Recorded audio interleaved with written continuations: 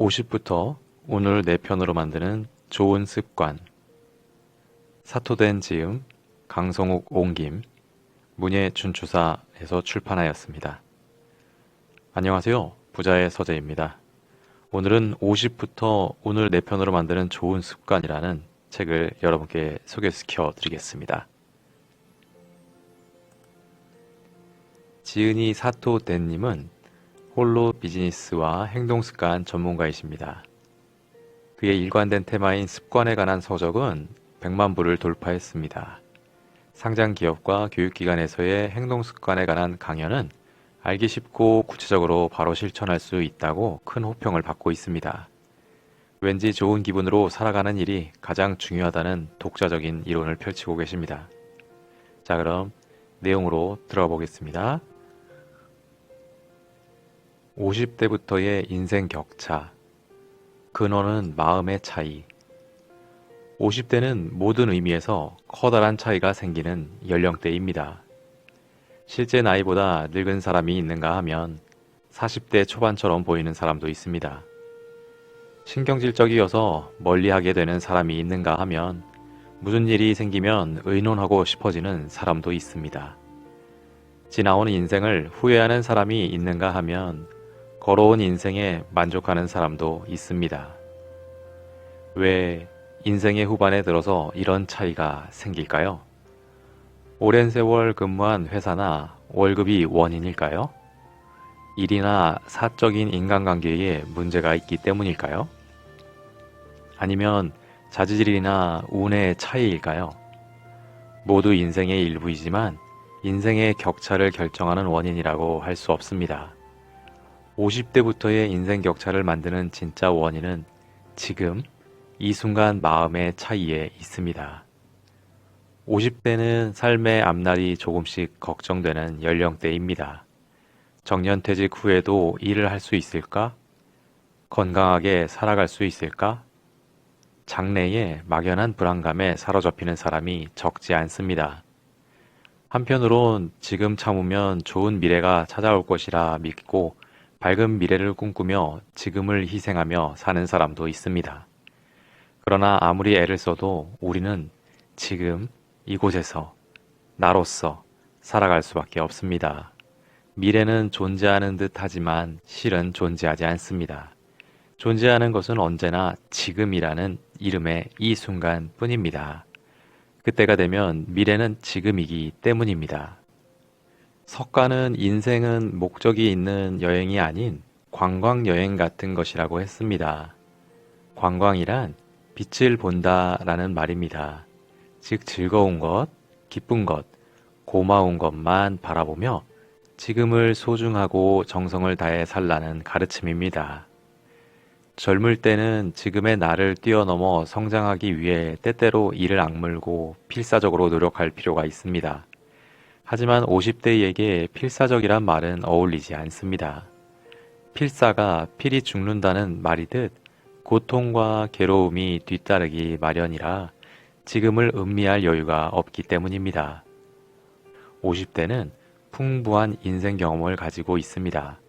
일하면서 얻은 충분한 지식, 실적, 인맥, 분별력도 있습니다. 필사적으로 노력하는 것은 젊은 사람들에게 맡기고 이제는 조금씩 즐거운 것, 기쁜 것, 고마운 것만 바라보며 편안하게, 홀가분하게, 유쾌하게 살아가십시오. 이 책은 인생을 향유하는 다양한 힌트를 소개합니다. 장수의 비결은 긴 숨, 걱정하면 걱정이 현실로, 두 손을 모으면 화는 사라진다. 음식과 그릇을 함께 음미하자. 모두 손쉽게 바로 실천할 수 있습니다. 포기할 것은 포기하고 받아들일 것은 받아들이며 있는 그대로의 나를 즐기십시오. 50대는 인생이 가장 충실한 골든 에이지. 공감이 가고 흥미를 느낀 것부터 행동에 옮기며 50대 이후의 생명 에너지를 마음껏 발산하기 바랍니다. 50대에 필요한 기본 마음가짐. 50부터는 사라진다. 노력이 보상받는 법. 인생 50, 지금부터 시작입니다. 50은 하고 싶고 해야 할 수많은 일들이 남아 있습니다. 그런데 인생에 대해서 열심히 살아왔는데 라는 회의감에 사로잡히기 쉬운 것도 이 연령대의 특징입니다. 열심히 일했는데 노후 자금이 변변치 않다. 열심히 키운 아이가 반항하며 집을 나갔다. 열심히 내조한 남편이 바람을 피운다. 열심히 대출을 갚아온 아파트는 어느덧 낡고 초라해졌다. 인생의 절반 넘게 살아오면서 이런 걸 바라고 그렇게 열심히 살았는지 충격을 받습니다. 이런 충격은 모두 한 가지 생각. 바로 나는 살고 있다는 생각에서 생겨납니다. 우리는 누구나 나는 살고 있다고 의식하고 있습니다. 죽지 않았으니 살아있고 살고 있다고 생각하는 건 당연합니다. 그러나 여기에 큰 착각이 숨겨져 있습니다. 우리는 살고 있는 것이 아니라 사라지고 있는 것입니다. 게다가 우주의 완벽한 시나리오에 의해 사라지고 있습니다. 제 어머니의 조부는 불교학자입니다. 조부인 다다독카는 달라이 라마 13세를 만나 10년 동안 가혹한 수행을 쌓고 티베트 불교에 관한 많은 귀중한 자료를 가지고 일본으로 돌아왔습니다. 비록 40년 전에 돌아가셨지만 지금도 그 공적은 높이 평가받고 있습니다. 저는 불교학자도 아니고 승려도 아닙니다. 그러나 어릴 때부터 조부에게 티베트 불교의 진수를 배웠습니다. 티베트 불교의 최고 학위인 겟세가 된 조부는 우주의 일체에 완벽한 시나리오가 있다고 가르쳐 주셨습니다. 태양과 화성과 지구의 미래와 같은 장대한 차원의 시나리오도 있는가 하면 우리들 한 사람 한 사람, 또 꽃과 벌레 같은 작은 생명체의 시나리오 하나하나까지 완벽하게 완성되어 있다고 조부는 저에게 말씀해 주셨습니다. 사라지고 있음에 감사. 널리 알려진 바와 같이 우리 몸의 세포에는 DNA라는 설계도가 새겨져 있습니다. 이 DNA에 의해 그 사람의 생명의 특징이 결정되어 있습니다. 그러나 그것은 수정란 스스로가 생겨 넣은 것이 아닙니다. 그럼 대체 누가 그렇게 결정했을까요? 바로 우주의 시나리오입니다. 세포의 DNA에 설계도가 있는 것처럼 우리 인생에도 미리 정해진 설계도가 있습니다. 그런 한 사람 한 사람이 존재하고 뒤엉켜 살아가는 데가 지구이며 지구 또한 장대한 우주의 시나리오에 따라 존재합니다. 단지 너무나 작은 존재인 우리 인간은 장대한 우주를 의식하지 못하기 때문에 마치 나 홀로 살아간다고 생각하지만 사실은 그렇지 않습니다. 선승에게 한 글자 써달라고 부탁을 하면 원 안에 점을 찍어주는 경우가 종종 있습니다.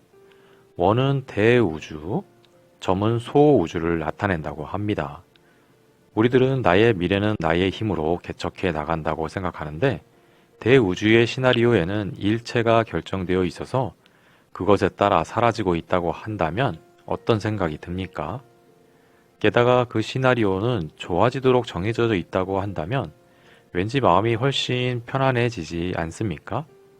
적어도 이렇게 열심히 노력해 왔는데 어디서부터 잘못된 걸까라는 생각에서 해방될 수 있습니다. 얼핏 나쁜 일, 괴로운 일, 싫은 일처럼 여겨지는 현상도 모두 가야 할 방향으로 향하고 있습니다.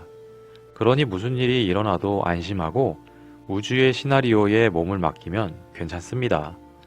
제일 먼저 이 삶의 방식 OS를 마음속에 인스톨 하십시오. 살고 있는 것이 아닌 사라지고 있는 것입니다.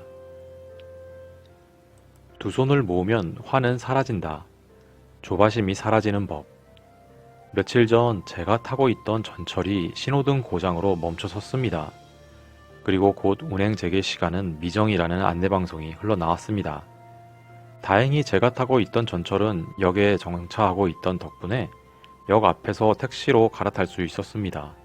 하지만 역과 역 중간에 멈춰버려 혼잡한 전철 안에 갇혀 있어야 했던 사람들은 다른 방법도 없어 무척 고생했을 터입니다.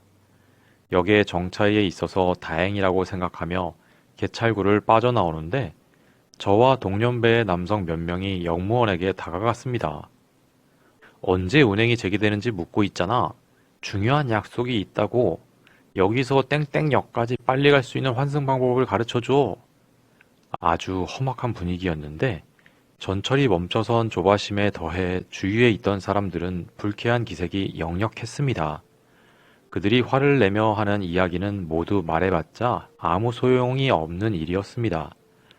역무원도 운행 재개 시간을 알 방도가 없고 역무원에게 불만을 쏟아내도 전철이 움직일 리 없습니다. 환승 방법은 휴대폰으로 직접 검색하면 됩니다. 이렇게 말해도 소용없는 화를 쏟아내는 모습은 대체로 중년 세대에서 흔히 볼 수 있습니다. 모든 것이 풍족한 시대를 살아가는 지금의 젊은 세대는 웬만한 일에 울컥하지 않을 듯 합니다. 그에 비해 50대는 왠지 신경질적입니다. 하지만 그들도 화를 내고 싶어서 화를 내는 것은 아닙니다. 실은 너그럽게 넘어가고 싶은데 점점 피가 머리끝까지 끓어올라 자신도 억누를 수 없게 되었을 뿐입니다. 쿨한 젊은이들 옆에서 감정을 폭발시키는 50대는 꼴불견입니다. 꼴불견인데 그렇다 해도 혈압이 상승하여 건강에도 좋지 않습니다. 자주 조바심이 나고 신경질적이라는 사실을 자각하고 있는 사람은 화가 폭발하기 전에 진정시키는 습관을 가지십시오. 조바심이 나면 손바닥을 만진다. 평소 제가 실천하고 있는 비장의 조바심 방지법이 있습니다. 그것은 울컥하면 바로 오른손과 왼손을 모으는 방법입니다. 한쪽 주먹을 다른 한쪽의 손바닥으로 감싸도 되고 손바닥을 서로 마주하는 합장 스타일도 좋습니다. 일단 두 손을 모으면 내 안의 공격성이 진정됩니다. 예전부터 손바닥을 자극하면 마음이 온화해진다고 알려져 있습니다. TV의 역사 드라마를 보면 상인이 자주 양손을 비빕니다. 네네 지당하십니다 라며 머리를 숙이고 비위를 맞추는 웃음을 지으며 양손을 비벼댑니다. 불합리한 요구를 하는 손님에게 화를 내면 물건을 팔 수 없습니다. 양손을 비벼 손바닥을 자극하여 격양되는 마음을 진정시키는 것입니다. 본래 양손이 떨어져 있을 때 우리는 공격적인 상태인 경우가 많습니다. 매출 목표를 달성하자, 파이팅, 자, 어서 덤벼라 하며 외칠 때 저희 회사와 계약하면 후회하지 않을 겁니다 라고 설득할 때 모두 양손은 떨어져 바깥 방향을 향합니다. 조바심이 날 때도 마찬가지입니다. 이렇듯 손을 모으기만 해도 바깥을 향해 있던 마음이 안쪽으로 진정되어져 갑니다.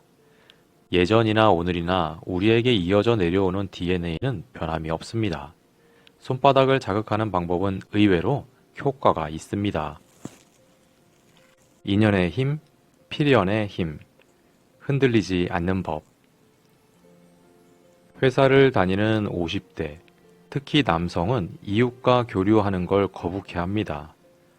거북하기보다 나에게는 필요 없는 일이라고 생각하는 경향이 있습니다. 그들에게 중요한 것은 업무상 인간관계이며 이웃에게는 아무런 신세도 지지 않는다고 생각합니다. 분명 현재는 그럴지도 모릅니다.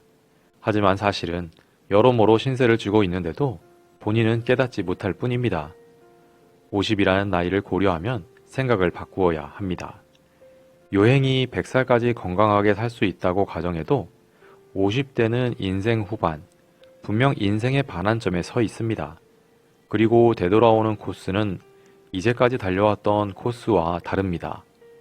이제껏 달려왔던 코스에서는 학교나 회사 같은 집단 속에서 지냈지만 되돌아오는 코스에서는 대부분 지역 커뮤니티에서 지내게 됩니다.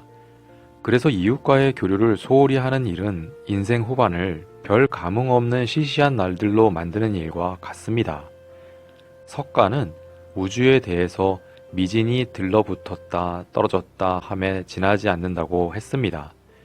미진이란 눈에 보이지 않는 작디 작은 티끌과 먼지, 요즘 말로 하면 소립자입니다. 까마득한 2600년 전 석가는 이미 최첨단 양자 물리학을 이해했다고 할 수 있습니다. 우리를 둘러싸고 있는 환경은 눈에 보이지 않지만 끊임없이 변화하고 있습니다. 지금 이 순간에도 공중과 땅 속에서 미립자가 왕성하게 움직이고 있습니다.